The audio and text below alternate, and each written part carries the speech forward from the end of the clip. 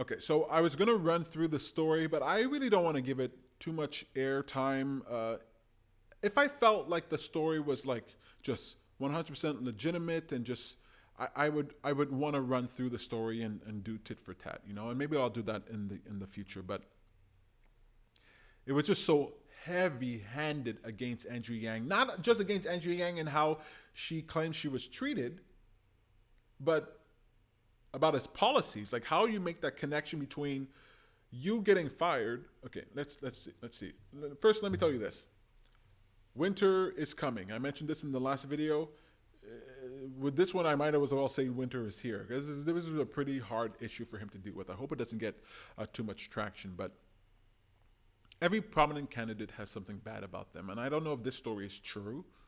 I don't know. Normally what I do is I hear two sides of the story and I split the difference, and I find the truth somewhere in the middle. Did Andrew Yang fire this woman? Yes, so that's a fact. Was she back from her honeymoon days after her honeymoon? Yes, that's a fact. That's not great. He becomes a president, he fires. That's not great. But I can see both sides. I can see how it could be perfectly legitimate.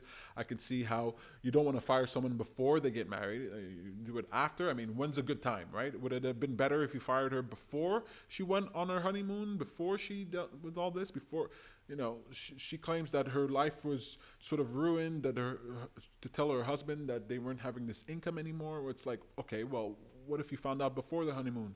Should he have told you before you even got engaged, before you got married? I mean, what was the deal? What are we supposed to do? As people get fired, you're an at-will employee. Anyway, I don't know what's true. I honestly don't know. None of us knows what's true, right? We hear what Andrew Yang says. We're biased. We hear what she says. Some people are biased.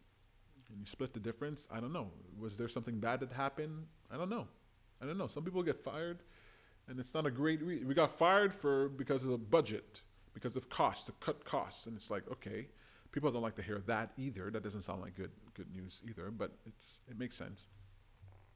So just know that every prominent candidate has something bad, either legitimate or illegitimate. They have something bad about them, something that you're not going to like, behaviors that you're not going to like. They all have something bad. So we're not looking for a saint here. There's no saints running for president, okay? The presidency draws strange people. Come on, man. Andrew Yang has his joke where he says, my first thought wasn't to run for president because I'm not crazy, all right? But eventually he got to the idea of running for president, so he's got to be a little crazy, right? He's got to be a little nuts, right? This guy, running for president is not normal people who do that. It's super hard work, super hard. You're on the road. I know he jokes about it, easier to deal with running for president than it is to deal with his kids, but it's hard. It ain't good to run for president, and everything about you gets uncovered. Everything about you gets dug up. It's so visible.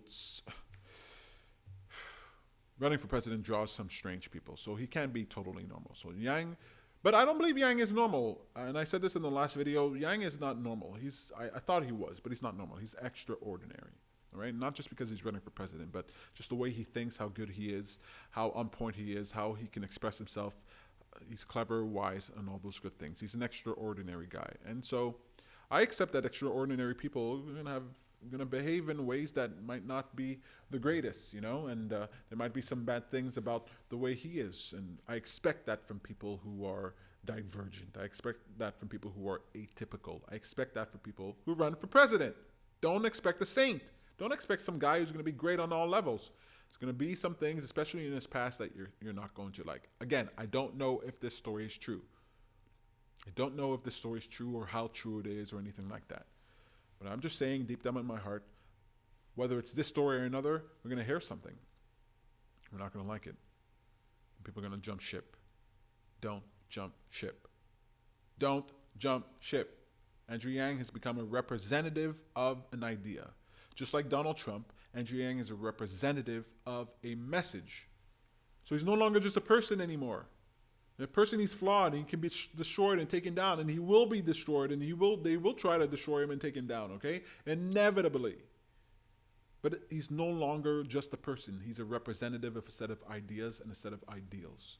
And that's what you're behind. So if he does something personally that you don't like, something that you consider to be distasteful, whether that's Shane Gillis or whether that's firing this Kimberly Watkins or whatever, or just jokes about the Asian people, whatever it is, he's no longer a person. He's a representative of idea. He's our spokesperson. So if there was someone better, I'll go for someone better. But I don't think there's anybody better than Andrew Yang.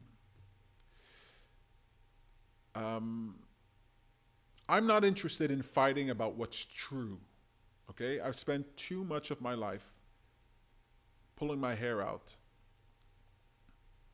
trying to figure out what's true in politics. What's true? Who's right? What's true? And you're reading all these stories and then back and forth and you're analyzing. I was reading this Reddit post where a guy was analyzing this Kimberly Watkins situation, and his analysis was kind of weird. I'm assuming it was a he. I don't know if it was a he. This person's analysis was kind of weird, I thought they took it to a weird place. But I recognize that sentiment of wanting to decode and analyze every little detail. But I'm tired of fighting what's true. I accept that if it is true, still I support Andrew Yang. Because he's not just a person. He's a representative of an idea. So I'm not fighting. I'm not wasting my energy on what's true. Instead, let's spend our energy in creative endeavors in order to popularize Andrew Yang, in order to make him more prominent, in order to get his name out there. That's what we need to do. Use our creativity in order to bolster him, not use our minds and our energy in order to dig in the dirt and figure out what's true and what's not true. It doesn't help. I've done it, and it doesn't help. Eventually you're going to get to something where you're going to have to decide, am I for this guy or am I not? So I say be for him.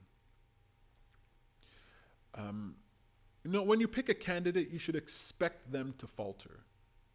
And I know it's weird to think that way, but you're going to have an easier time, I think, if you do. Expect them to falter. Expect them to have mistakes. Expect them to have things in their past that you don't like. Expect it. Because disappointment happens when your expectations are dashed. When you have expectations and they're dashed, that's when you feel disappointment. So if you want to get rid of your disappointment and stop worrying about your disappointment, you got to change your expectations. You got to get rid of them.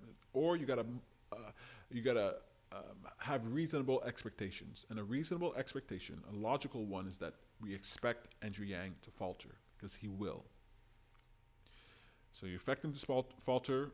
Even when he gets into office, he might falter, right? Because power corrupts. That institution corrupts. He talks about that. He talks about having friends who went into Washington, D.C. and they didn't come out normal anymore. They came out sort of skewed. So that could very well happen to Andrew Yang. I mean, it's almost impossible to not be in a bubble, right? We're all in a bubble. We're all walking around in our own personal bubble. And right now, Andrew Yang shares the bubble with us. But when he gets into power, when he gets into office, he could very well falter. He could very well make mistakes. He could very well do things that you might not like.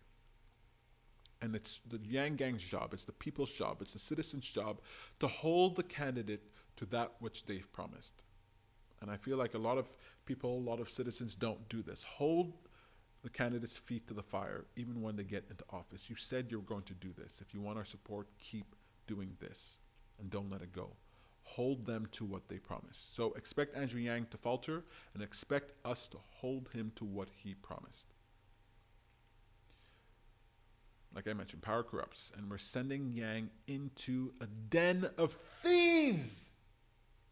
Into a den of thieves.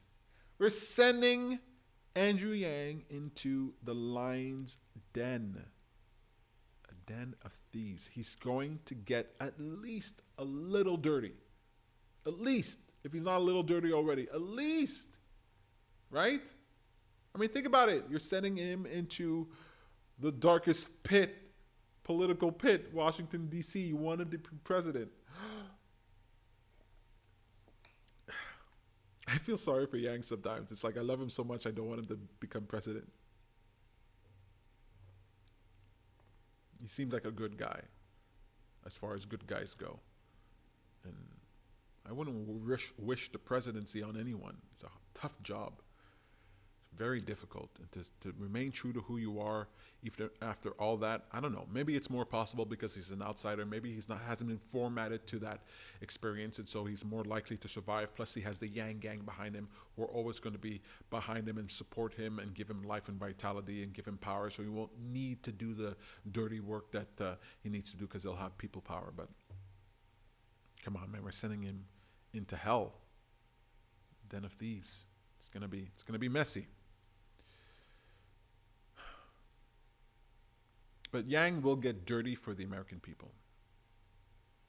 I think Yang will get dirty for the American people because his power comes from the people. I think his dirtiness will be on the side of the people. He might do things that are against the law, he shouldn't do, that are wrong, but he'll do it for the people, right? He'll do it for the people because that's where he gets his power from. And yeah, it might lead to like a Julius Caesar situation. It might lead to some weird situation, where we got Emperor Yang, dictator for life, who is behaving in ways that, behaving in ways that you behave when you got people power, right? When you have that power of the people behind you, and you're giving them $1,000 a month, and you're Julius Caesar, and you're giving them bread, and you're giving them food, and you have the power of the people. Well, suddenly you can make decisions that aren't that great, aren't very American, And but we'll pay attention. We'll hold him to the fire, but he'll get dirty. Let's hope he doesn't become Julius Caesar. Andrew Yang.